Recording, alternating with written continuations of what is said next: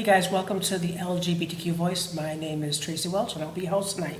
So each week we talk about events, topics, resources, history, and what's impacting in and around the LGBT community and basically the community at large. So we've been very fortunate to be able to be on this show.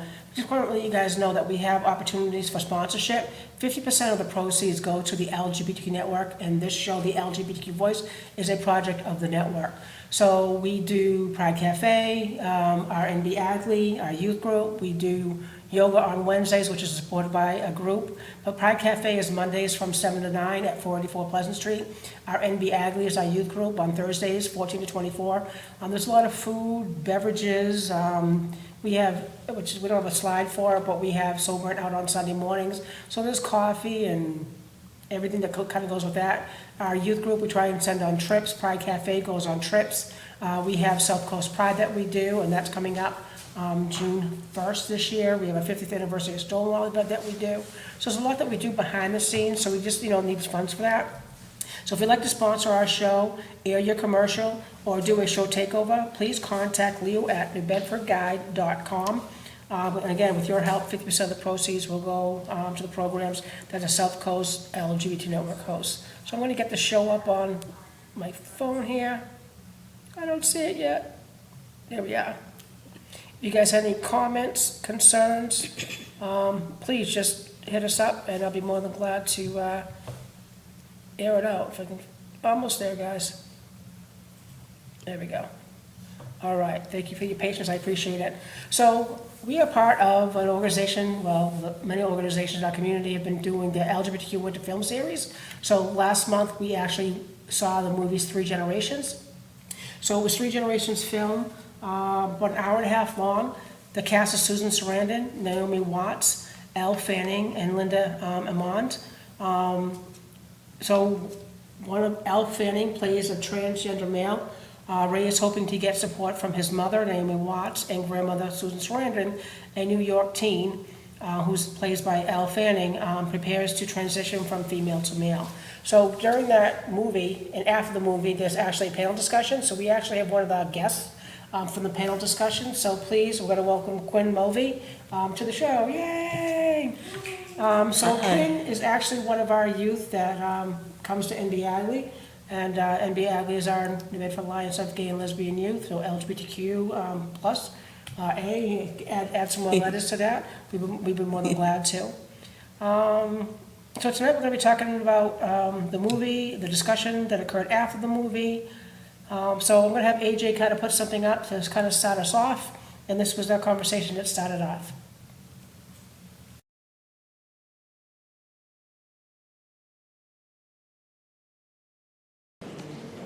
Thank you guys. Take a deep breath. I think that was super emotional at the end.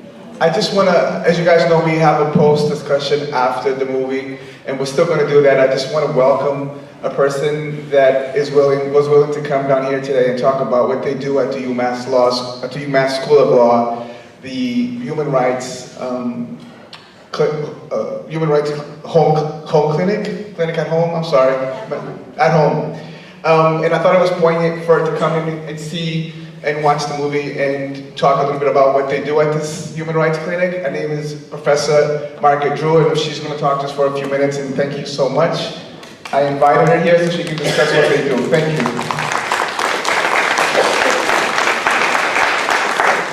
Thank you, Antonio. Hi, I direct the Human Rights at Home Clinic, and at the law school, most law school human rights clinics focus on international work, but we recognize that there's still a lot of work to be done on human rights issues right here in the United States. So part of what we do that some folks might be interested in is we do name changes and document marker changes. We also do sealing of criminal records. We know how difficult that is for folks to get housing, education, employment. We also do a variety of other things, including restraining orders, deal with creditor issues, health insurance.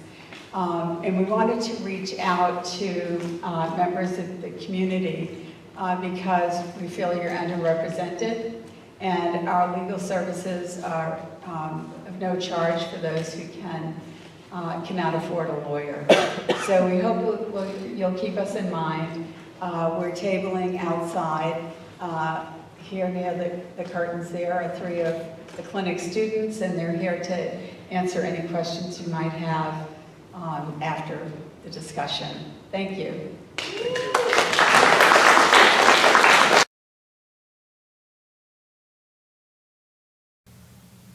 All right, and we're back. So just as a reminder, Professor Drew was on a show a couple weeks ago with Professor Ho and 2 other students from UMass Dartmouth Law talking about the things that they were doing. So I'm just going to ask Quinn, what do you think about the home clinic helping transgender individuals? I think, thankfully, within our community, we have something like that. Because even though, as time goes on, things get more progressive, minority groups still do require assistance sometimes. So I think having that within the area is great, because sometimes we do need help as a community. We might not be able to automatically get the assistances that we need. So to know that there's a place that we can go if be needed. And you don't have to go to Fenway. Yeah. There's a Boston, and how you going to Yeah, get there, right? it's comforting, it's calming, definitely. Like I said, they came to the South Coast LGBT Network monthly meeting and kind of told us what was going on. I'm like, you need to be on our show. And they're like, what show? So they came on the show just to kind of talk about that, talk about marriage as well on our show. And I'm still going to say it today, even though it's a different show, that in Massachusetts, it's still the law that if you were my 12-year-old daughter, I could marry you off. If you were my 14-year-old son, I could marry you off. It's still a law in Massachusetts. So that's one of the things we kind of talked about. So are you thinking of changing your name legally to Quinn? Yes, I definitely want to. That is on my list. Thankfully, I've just recently come back from a trip, so my mother didn't want to do anything, but she wanted to give me as my Christmas present, to let me know, we're going to go this year to change your name, but she didn't want to muck anything up, because even though I do want my name changed to what I'm comfortable with, I also wanted to go on a nice vacation. So to make sure nothing got mucked up with my passport or anything, hopefully we're going at the end of my school year. So right when I go into college, I'll be able to quickly change all the forms. Everything will be Quinn, and I'll be excited. You're like, yay! I know. So while I was doing some, AHA Alex says, hey Quinn. AHHA Alex says, hey Quinn. Somebody says hi to you. Oh, hi. I don't know who it is. I thought maybe you would know. Sometimes, every now and then Kevin gets a shout out, and I'll tell him, and then it'll be Nate. I'm very sorry if someone says hello. I recognize faces perfectly, but names, I stink so much. But hello, hi. Awesome sauce.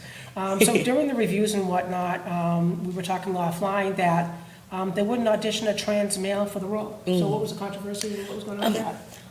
I'll let you know, I'm not fully, I don't fully know what it was, but I had overheard with some research that the director of the movie wouldn't even allow trans men to audition for the role.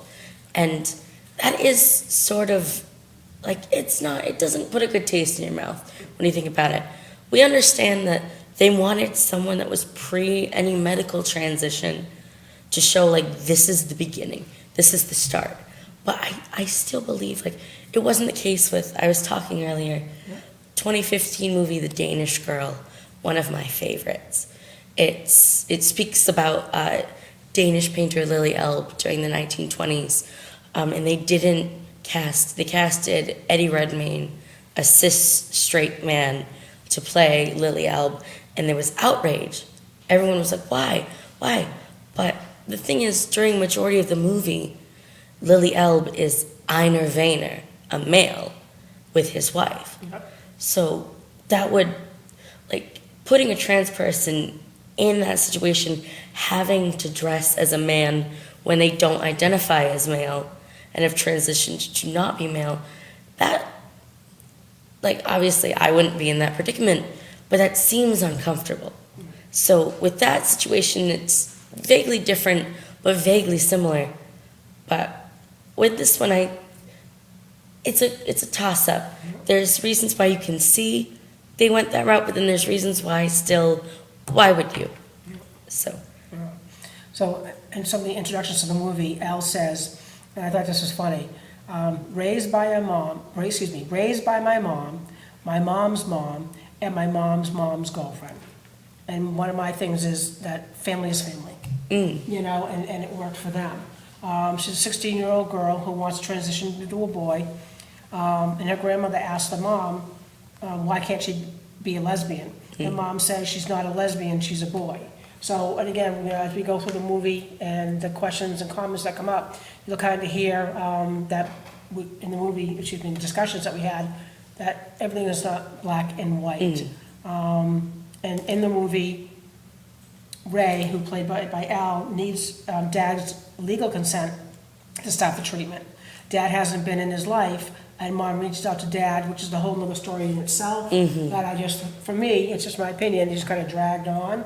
And did we really need to meet his, you know, then find out, I don't want to ruin it if you haven't seen the movie, then find out he wasn't really the dad, you know, things like that. So that whole side, I think, was a little bit, I don't want to kill it. Kelly Amaral says, hi, Kevin. Hi. Yeah, so shout out to Kevin. Kevin, you know, is our production guy over here as well. So that's a little bit about the movie. So we're actually going to go into the second part. Mitch Barub is actually a member of the South Coast LGBT Network on the board, and she actually moderates it. And Antonio Rodriguez, who you'll hear in and out handing the microphone around, he's also on the board of the network. So we're going to do that up next. Thanks, AJ. Okay, so guys, I want to invite the 3 panelists today. Well, we have a 4th panelist. Actually, we're just going to pass the mic and have them say who they are and talk briefly, okay?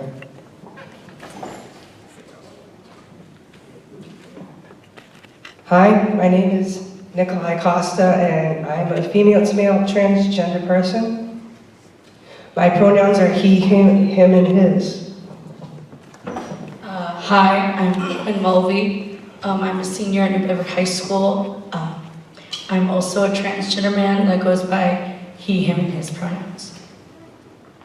Hi, I'm Pamela Williams. I am a social worker at the Greater New Bedford Community Health Center, and I also have a private practice, and I see LGBTQ people.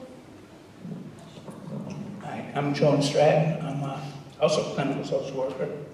I work in Fall River at Arbor, and I have a practice in Mattapoisett. I'm also a transgender woman and prefer she, her, and hers.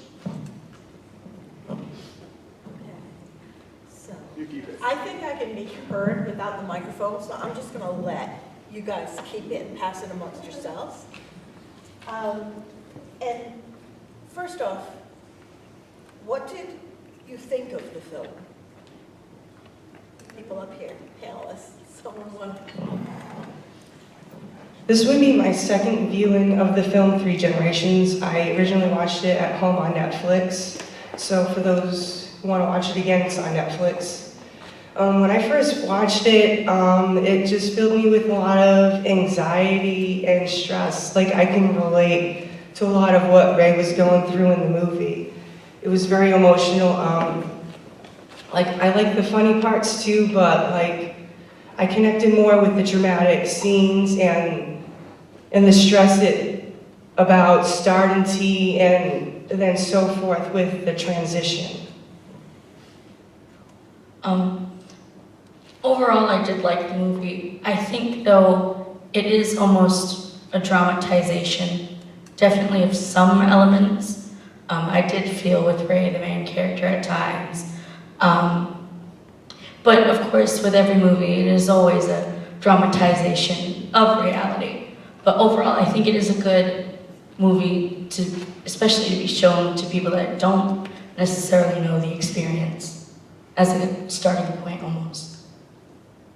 Yeah, I agree. I think that this was a popular movie, and I think that it was probably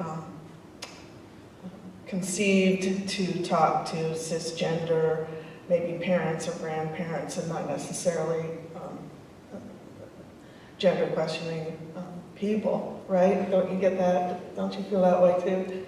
It's sort of a way to make it more palatable and understandable, but I think that it did not touch very deeply on the really psychic pain that people go through when they're, when they're feeling that they're not in the correct body. So, but it was also very complicated. I think that it talked about personalities and narcissism and what we want from our children, and and how resilient people are, truly.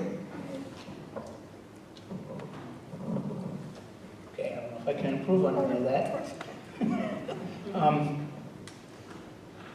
It's a little farther away from my personal experience because I transitioned so many years ago when I was quite a bit older when I transitioned. So I didn't go through the experience as a teenager, which would have been much more difficult, I would think. And it has been for most of the clients that I work with as well. So. But what about the joy aspect? Do you think Joy that's the same, aspect. the same, or different? I don't know. At this point, it's been so long that it's just sort of gone into life. I transitioned in 1997. Uh-huh. Do you feel like it was more of a slide into transition? For me, it was, yeah, because it was I was older and Did I had, everyone hear that? The question?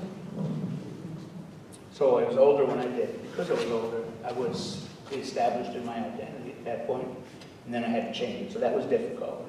But the slide, when I told my mother about it, she was immediately accepting, which helped a lot. My father would not have been, but he is deceased by then, so it wasn't an issue.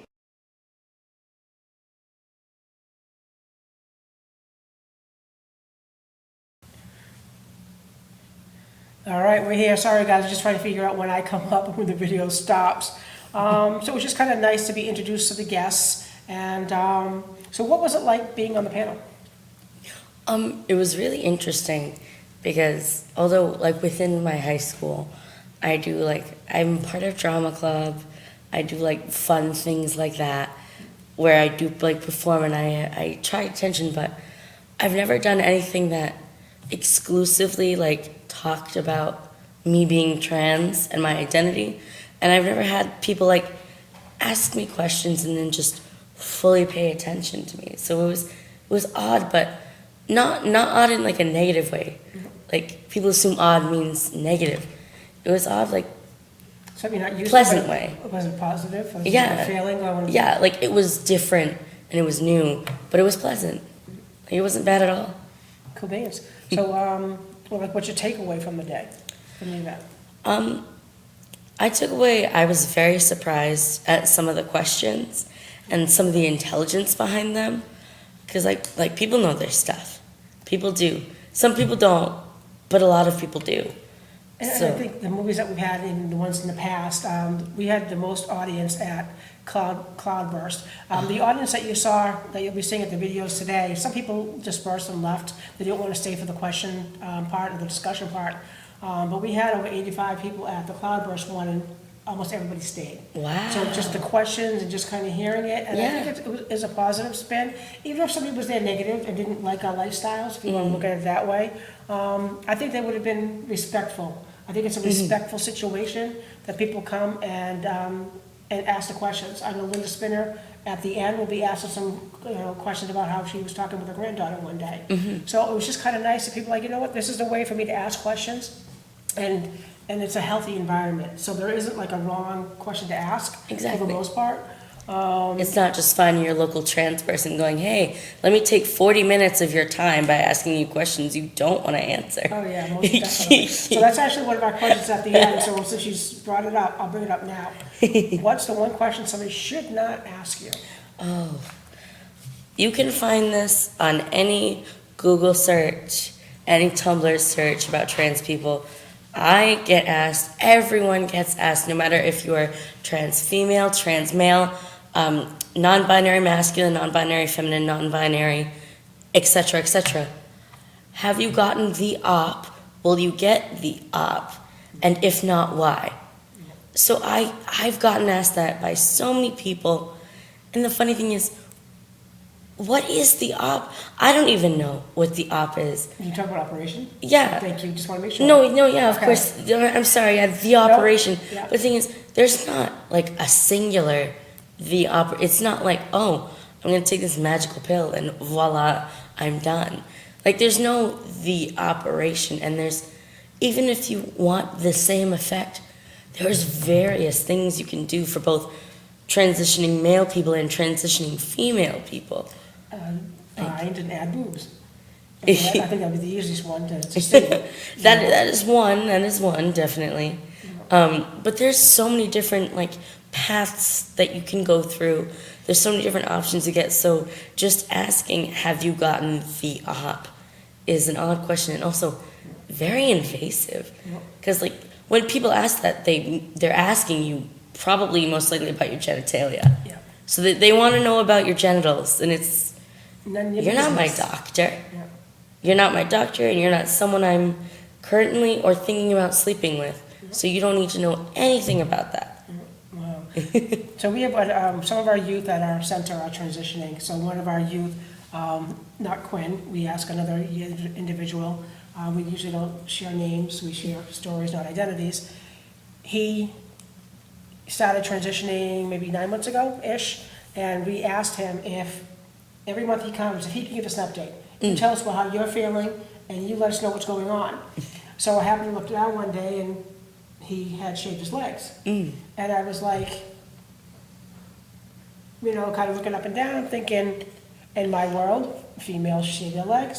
Most, some don't, and I'm okay with whatever you want to do. But he had shaved them before, and then, I'm sure he hadn't, and now he did. And I asked him why. He goes, I didn't like how the breeze felt on the hairs on my leg. And again, as you guys are watching the videos that we're doing, you can be who you are. You are who you are. If you don't want to shave, you don't shave. If you want a beard, you have a beard. If you don't want a beard, you shave. There's just so many different things that you're gonna hear from the videos that are coming out. So right now we have video number 3, and we'll be back in 3 minutes. AJ's gonna pop that up for us. More questions? No. Let's go. Did you feel that the filmmakers at any point in the film were embellishing or stereotyping the trans experience? No, I don't think it was stereotyped that much. I mean, it was acting, but it was to take people with all kinds of different transitions and lump them all together, so it's not one person's transition, it's supposed to be everybody's transition. So, and that's almost impossible. Yeah, I don't think that this is something that you can stereotype. I think that the wide variety of reactions and the possibilities of reactions is unstereotypable. I think that it touched on some universalities of loss and love and acceptance. If that's stereotypical, I'm not sure that's bad. I don't necessarily think it was stereotyped. There were some ideas within it that could have been like considered more cookie cutter, almost. But Like? if you, pardon? Like? At first, with Ray's whole like aggressiveness towards like the need and everything, he's like, it has to be done now, this, and of course there's urgency with something like this, but I think that's like a general like, but exactly like with a movie like this, sometimes taking the cookie cutter examples is why you need to get the point across until like, hopefully soon enough we won't have to do that. I think it just like glossed over the tip of the iceberg, but it doesn't really go in depth of what a transition is for male or female transgender people. There was definitely urgency for me to start to, like I wanted to hit the fast forward button, skip through my therapy sessions with my psychologist and just get on with starting T.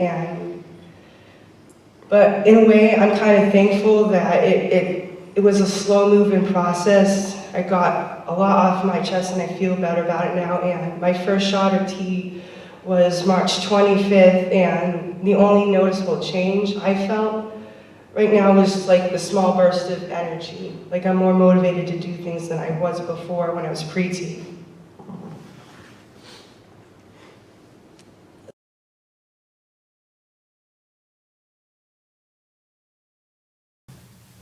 And we're back. So the movie, the question was asked, was the movie stereotyping? Did they embellish in the movie a lot?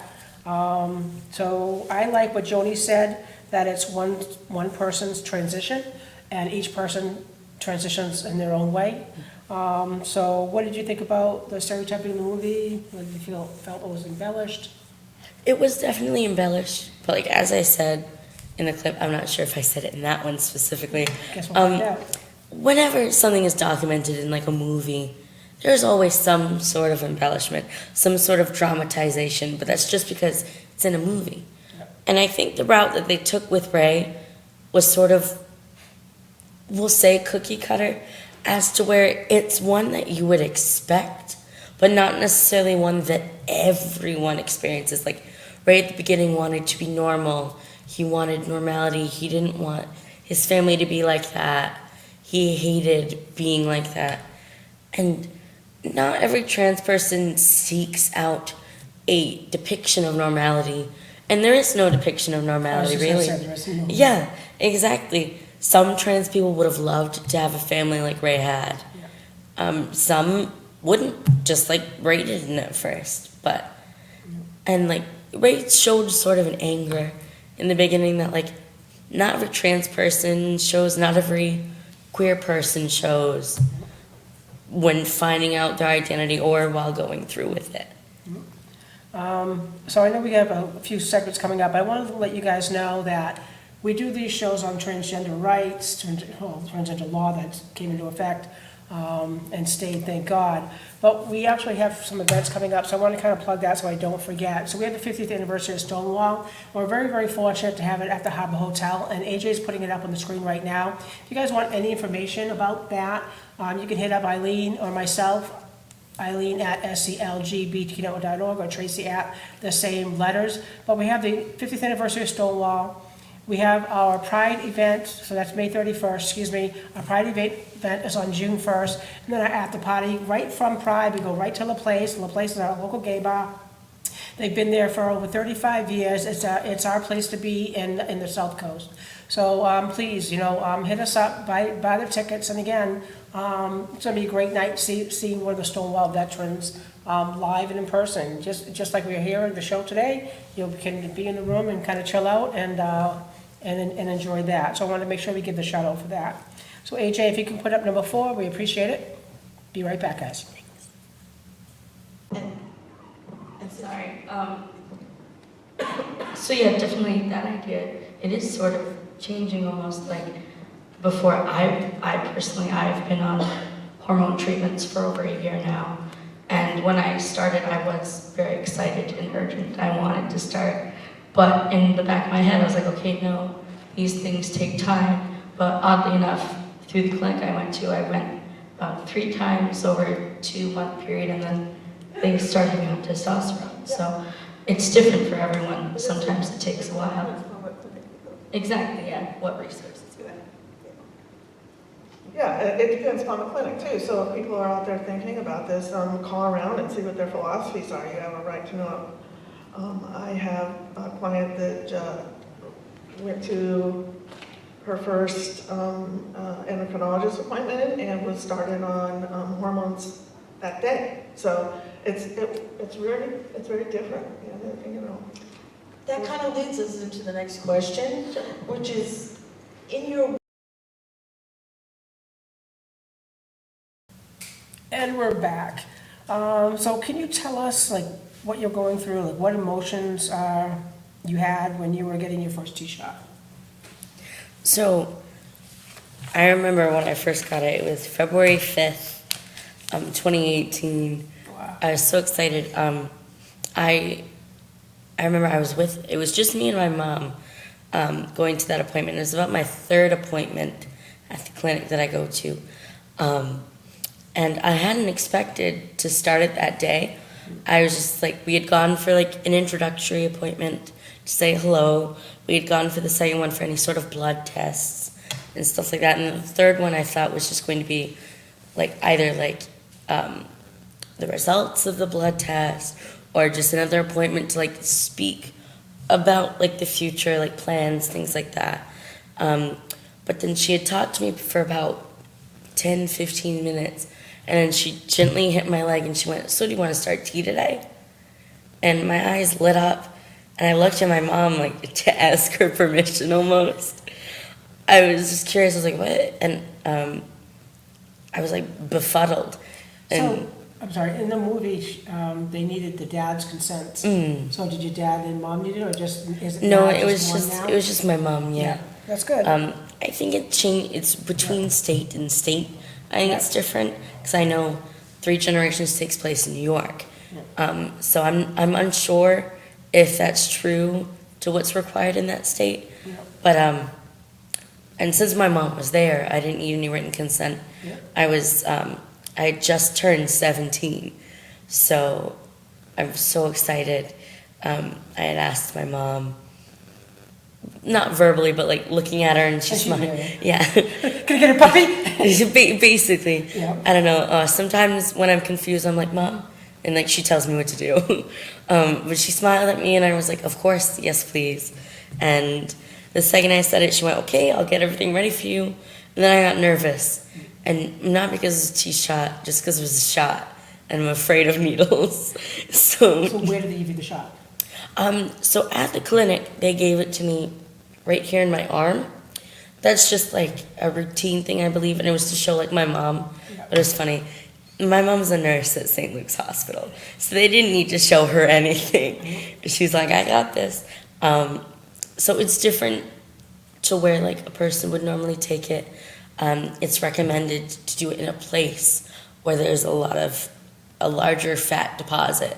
So my arm, although it is chubby, I am chubby, thighs or stomach, which I do my stomach, is much preferred because I would get bruising up here.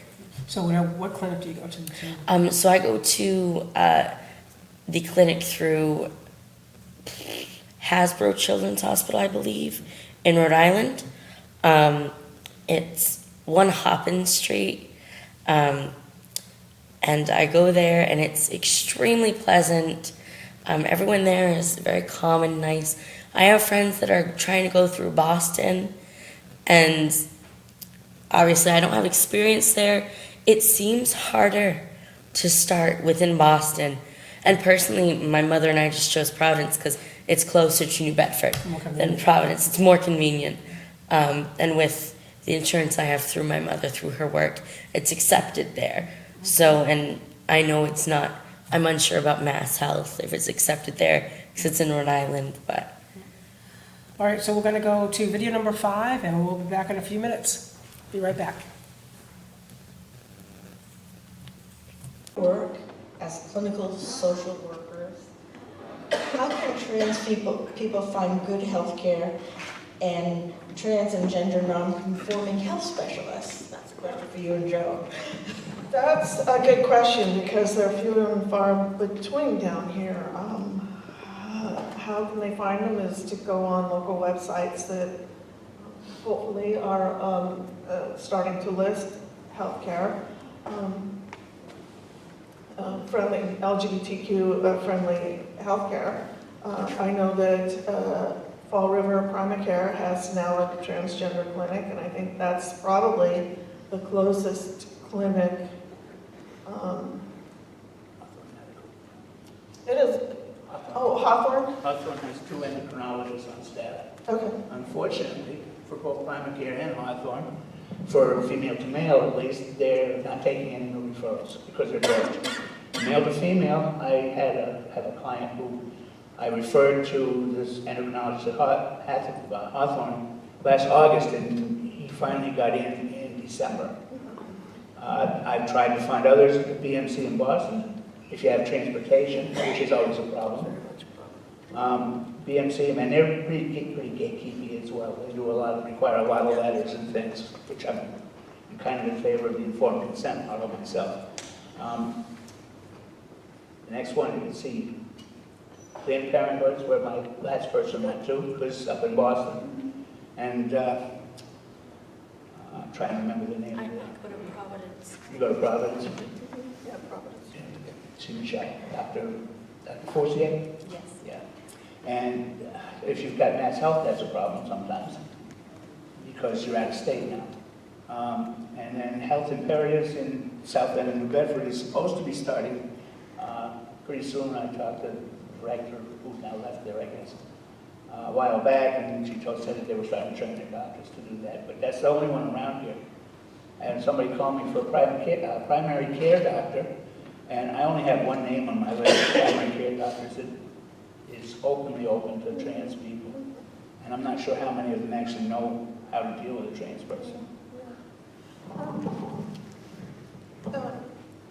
Yeah, that's, primary care is tough. I think that we do have transgender people that go to our clinic for primary care. So, and I believe that they are treated fairly. Antonio, did you get that? You get that sense that? Well, I've been trying really hard to make sure that it is a welcoming space for our community. So I like to think so, but Yeah. I might be biased, but I think so. I think there's a lot of training around that, and there's been a lot of training, and a lot of that is taking place. So yes, I would say we are. I know we are. When I was at that health center, I was actually denied estrogen Yeah. by the doctor because he said it's too dangerous. Well, they may not provide estrogen still, because they're not endocrinologists, and they do tend to be very careful about not prescribing outside of what their expertise is. And that was like a few years It ago. was. Yeah, right. Not my early, I was just trying to get maintenance because I was also ready to post-op at that point. Okay, so the last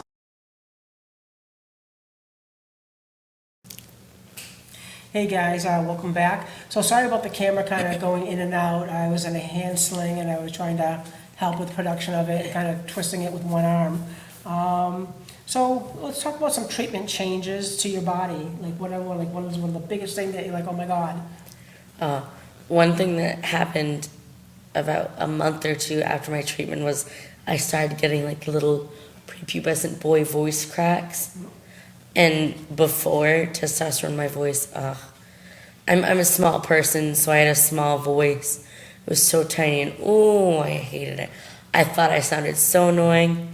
I joke and I say I sounded like, you know, Alvin and the Chipmunks? Yep. I sounded like Theodore. That's what I used to think I sounded like, the little teeny one. But that started, and then that lasted for about a month and a half, those voice cracks. And it was funny, and then I got sick. And I was like, oh, my voice has changed. Is this because of the testosterone or because I'm sick? And then I got better, and I was back to the voice cracks. So I was like, shoot. But then only about half a month later, it was because of the testosterone. Well, one of the individuals we talked about at youth that tells us his update, his voice was changing, and I said, is it seasonality or is it changing? He's like, it's changing. I said, it's hard to tell. You don't know if it's allergy It is, or if it's yeah. cold. I'm like, So that was a little bit funny. But as it started changing, it's something that just is like, it's calming. It is. It was like, I felt more confident in speaking. Although I still don't speak as much as I probably should sometimes. you're very eloquent. You should do it. Thank you. It's probably because my brain runs like a train, so I have to try to think very quickly about what I say. Well, that's why I write everything down. Honestly, I should start doing that on my hand, like. Maybe like a Dunkin' Donuts cup of coffee. I'm like, what do you want on it? Write it on it. Keep going around. So offline, we were talking about what your female changes. When you had your menstrual cycle and things like that. So what was that transition for you? So, with people that are trans masculine, trans male, that seek testosterone treatment, there's a certain amount that you have to take for your period to possibly start going away. Some people I know have been on hormone treatments for years, and their periods have possibly lessened or haven't lessened at all. It's all dependent on your body. But mine started going away, and I was like, oh, this is a miracle. But then it would randomly come, like, and it would last for like, sometimes it'd last for a single day, sometimes it'd last for 7 or 8. And it was so weird. I was like, what on earth? But I remember once during a school play, it was brought on due to like anxious stress. And I was ill prepared. And everyone that goes through periods, you know, you have period pains, you have symptoms of your period. So I had like the general like dizziness sometimes, the stomach cramps, and then like cravings. But then on testosterone, I would have like immense like energy loss. I'd have like cramps at the wazoo, and then my entire back would just like shoot up in like hot pain, and it was almost like going through it again. And I was like, why? Like, why is this? But now I'm scot-free of it, and I'm like, okay, that was worth it. Going through different pains again was definitely worth being able to be free of it, so to speak. Yeah. So one of the things we were talking about, that your doctor had said, and it was said in the movie, that Ray had aggressiveness. So you haven't had that. So it's good. Yeah. Personally, I haven't seen signs of aggressiveness. We know like celebrities like Chaz Bono. I loved watching Chaz. I love the story. Becoming Chaz. So Yeah. I had to figure out what it was. Yeah. Great story. Chaz Bono was Cher and Sonny's daughter that transitioned into Chaz. So someone like Chaz Bono, he speaks out about how he's learned to cope with his anger, because like he has experienced a spike, while not everyone does. Oddly enough, I've experienced a spike of like, rather than becoming suddenly angry or having periods of anger like I've been told can be possible, I have sort of periods of like gloominess, where like it is like the depression spike, sort of. It's different, and like I've had them before, so I know how to deal with them in like a positive way. But they have spiked here and there, but not enough to like be negatively like terrible towards my life and my emotions. It's just I've noticed like there has been a change in my emotional state at times, and not necessarily anger, but I have noticed I've started taking less crap. I'm like, I don't need this. Standing up for yourself. Yeah, exactly. That's something everyone should learn to do for themselves. And someone as me, I was very quiet, like very passive. Like you should learn, even if you want to be like a passive kind person, you can be, but you should still learn that. You should still learn that as like a skill. Yeah. Because sometimes you need that, or else you're going to be a doormat, and like no one wants to be that. Definitely. So I'm going to give some statistics that Kevin came up with. How many adults identify as transgender in the U.S.? And again, statistics are kind of behind whenever we kind of do these things. This is from June 2016. The United States of America has 1.4 million transgender individuals. This equates to 0.58% of the total U.S. population. Mass has 57% of the entire population, so 0.57. And Rhode Island actually has 0.51% of their entire population. So because we're so close to the South Coast and Rhode Island, we're kind of interloop. Kevin came up with that stat, so I thought that was kind of cool. Thank you. And he broke out by age, which I really, really appreciate this. The total amount of people between the ages of 18 and 24 who identify as transgender equates to 66% of the total population.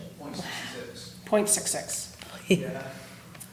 Ages 25 to 64 saw 967,100 people identify as trans, making up 0.58% of the total age range of 25 to 64. Wait, there's more. Let's see. And finally, there's a total of 217,050 people that are 65 and over who identify as transgender, making up 0.5% of that age range. So in Massachusetts, 18 to 24 0.66%, 25 to 64 of age is 0.56%, and 65 plus is 0.53%. Rhode Island, 18 to 24 is 0.56, 25 to 64 is 0.51, and 64 plus is 0.46. Sorry, me and his handwriting is not the greatest, so I apologize. So US, the transgender by race. White non-Hispanics make up 55% of the total transgender population, followed by black people who make up 16% of the trans population. Then Hispanic and Latinos who make up 21%.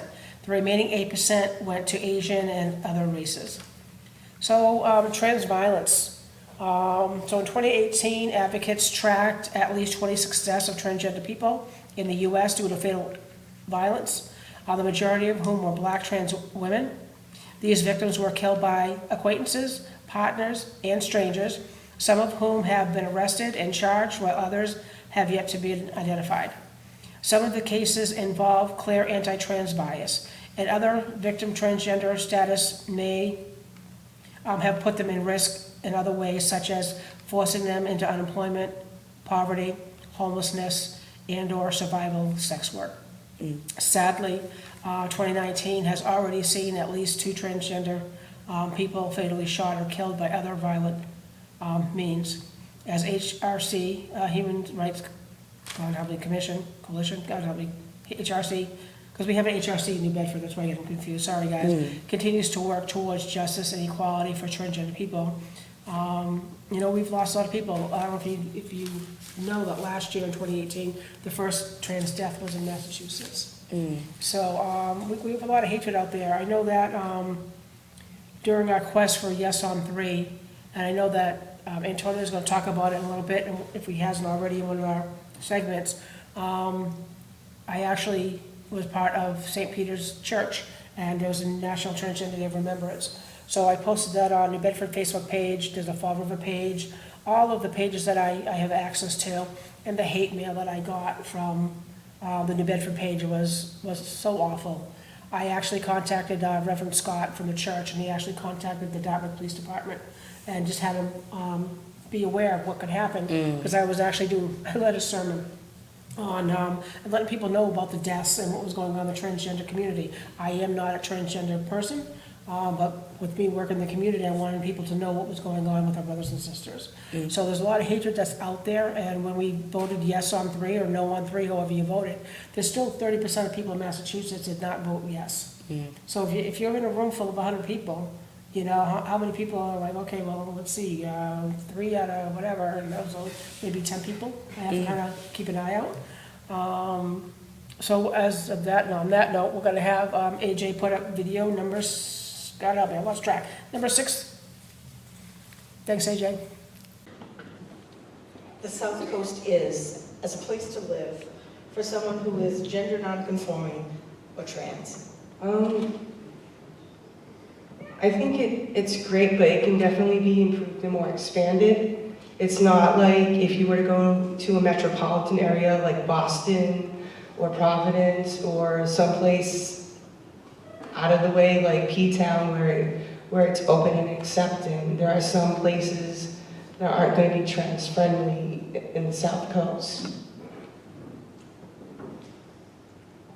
Definitely overall, I think this area is really nice to live, but just as you said, like, bigger cities tend to be more accepting, surprisingly, maybe because there's just more opinions of things. Personally, thankfully, like, I've been sick recently, as you can tell by my voice, and I went to St. Luke's, and the second that they saw I was receiving testosterone treatment, they changed their pronouns. They asked me a preferred name, which is something I was very happy about. I was very scared to go to the doctor. But like the high school, there's so many like cool people there. I do get shit sometimes. I'm so sorry. I'm so sorry. But it's true. I do get stuff sometimes, but generally, like, hang out with the right people, know where it's good.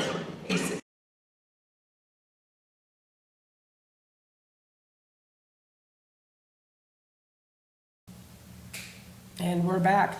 I thought it was pretty cool, Quinn, that when you went to the hospital because you weren't feeling well and they noticed you were on T, they changed the pronouns. I just think, the training, and I know Antonio talks about it in one of the videos, that training needs to be done at all the hospitals. We've actually had the police chief on our show when we did domestic violence. I think the next stage is transgender training for individuals in the community. So they're gay trained, what to do if there's a man and a man fighting and a woman fighting. But, what is that, transitioning training that these folks need to go through. I mean, we'll probably talk about it on another show. On your license, you can put female, male, or X. My concern is that a police officer pulls you over, and you're like, well, I'm gender X. Well, does a male officer pat you down, or does a female officer pat you down? Do I ask you that question?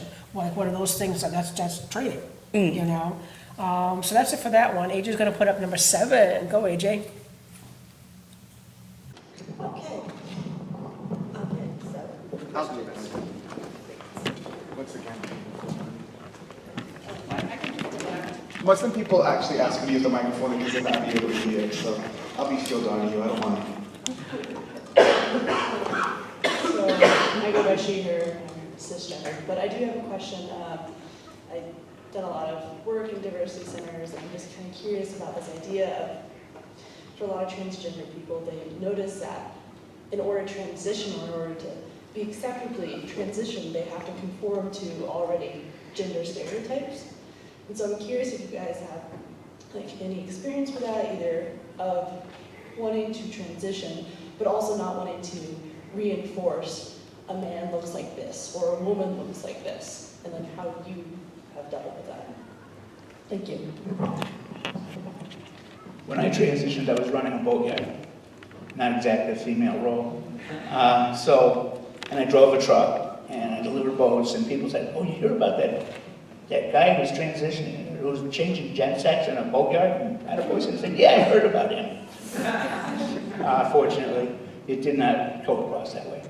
But, I agree. It's very hard. And when you do transition, you do try to follow the roles. I've had people tell me, you're not enough of a girl to be a girl, you shouldn't be acting like that. And I said, why? I had an an electrologist who one of her clients told her that she shouldn't wear a dress to the mall because women don't wear dresses to the mall. She says, well, I do. And I've sort of taken that on in my role as well. How about you guys? Well, I'm 4'10", asthmatic, and artsy, so I'm not trying out for football anytime soon. Honestly, ever since I was little, and before I knew any of this, I've always like Ray said, he wanted to be an astronaut, race car driver. I didn't do that. From first grade to third grade, I wanted to be a fashion designer, and then I wanted to be a painter, and so also really gay stuff I've always wanted to be. So always in between. Honestly, life's too short to be oh, I have to do this, have to do that, so why should you? Even if you're cis or trans, why? I don't fall into what it is to be stereotypically male either. Ever since the age of 11, I knew who I was. And ever since I was little, I always wanted to be in a boy band like Backstreet Boys or NSYNC. I still do. I love going to the mall, and I love shopping. I love buying stylish men clothes. I always look for good bargain sales. I'm more of a creative type. I like to bake, I like to cook, I like to crochet.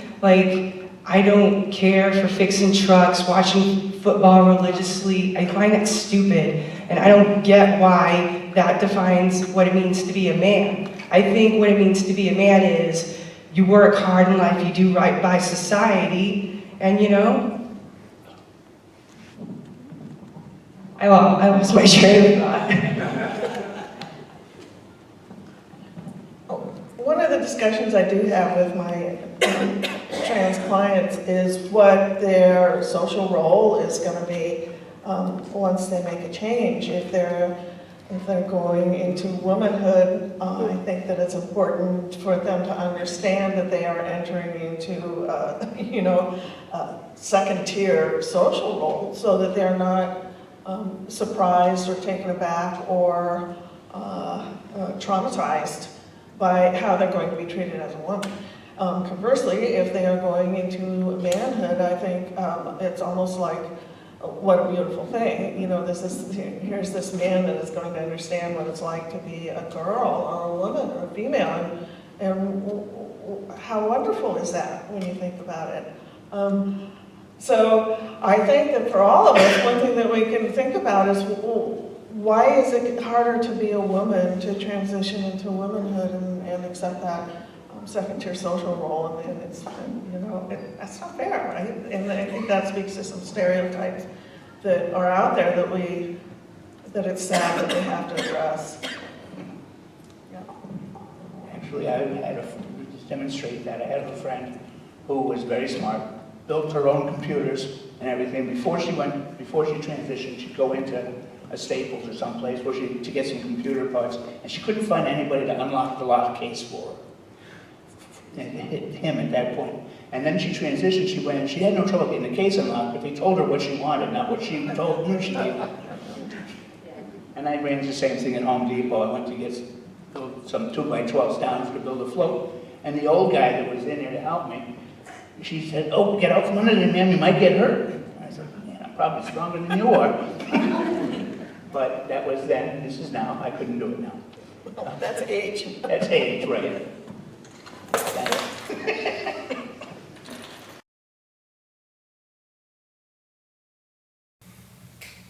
Hey, thanks guys, welcome back. So we do have a comment from somebody that says, ugh, okay. So if you guys have any comments, you want to talk to me offline afterwards, our emails are in the header, so please feel free to contact us. One thing I liked about what Joni said is that she had a friend that was male to female. When he was male, went to Staples, and nobody would actually help him. When he transitioned to female, everybody wanted to help him, but then they wanted to tell him what he had to get. So I thought that was kind of funny when we're talking about stereotypes and whatnot. So at what age did you know you were a boy? I can recall back to 4th grade knowing that I wasn't cis. I didn't know what I was, but I didn't like she, her. I didn't like being a girl. I didn't like my little Catholic school uniform for more reasons than just not liking it. But so I remember I went by they, them for a little bit. I asked my best friend, I went, "Can you call me that?" She was like, "Of course." And so I ran with that till high school. That's when, the summer before high school, I dug into research. And then I finally met other LGBT people. I made trans friends, and they were showing me and introducing me to new things. I was like, oh, this shoe fits better than this one. Well, let's give a shout out to your GSA. I Yeah. actually sent Langis, I don't even know her first name, Miss Langis, an email letting them know that about our MB Agley that we're going to, well, I'm not going, there's Massachusetts Youth Pride's coming up, and our group's going, and we're hoping that the GSA can come. I sent a message out to some of the other GSAs in the area, the diversity groups and whatnot. So just real quick, you had one run-in P-Town with the bathroom. And I know we're not going to have enough time to kind of talk about that or show you guys that video.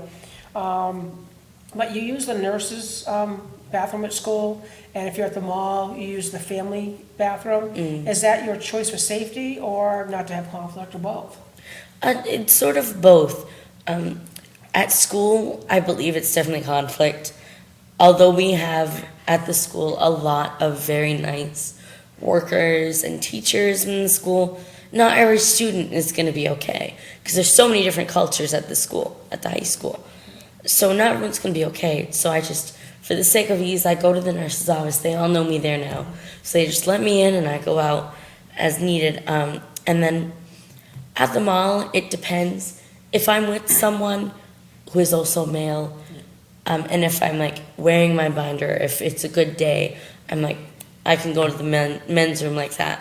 But if it's a day where I see a lot of people and I'm I'm not so sure, I go to the family room. And there's some trans people or trans men that just go to the family room just so I don't need to jump through a hoop. I can just know I'm safe and just go in, go out as needed. Yeah, cool beans. Let's see. Got more coming up. So, gender roles, again, I like the thing that someone said, that everything is not black and white. I know we don't have time, but Linda Spinner, who's been on our show, talked about her grandchild being 4 years old, being introduced to transgender folks, and what that conversation was like, and is she saying the right things to her grandkids? And basically we said, be truthful, talk to their age, make sure they understand, it's okay that, some boys wear dresses, some boys don't, some girls wear dresses, some girls don't, things like that. So we're actually going to do one more video, so it's going to be number 11, AJ, we're skipping ahead because we don't have a lot of time.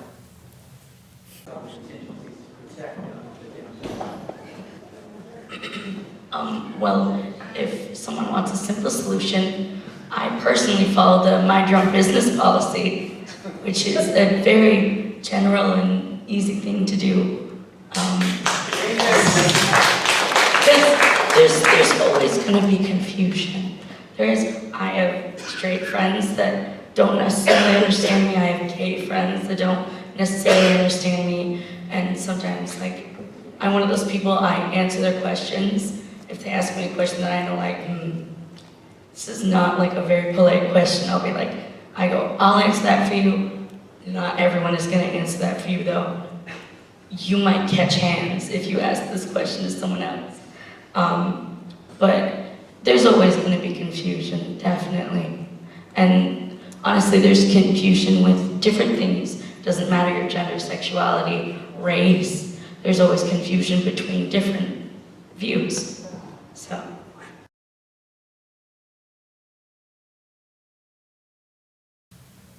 And we're back. So I have a couple more things I want to address today, but Quinn, what is something you wish everyone understood about being a trans person?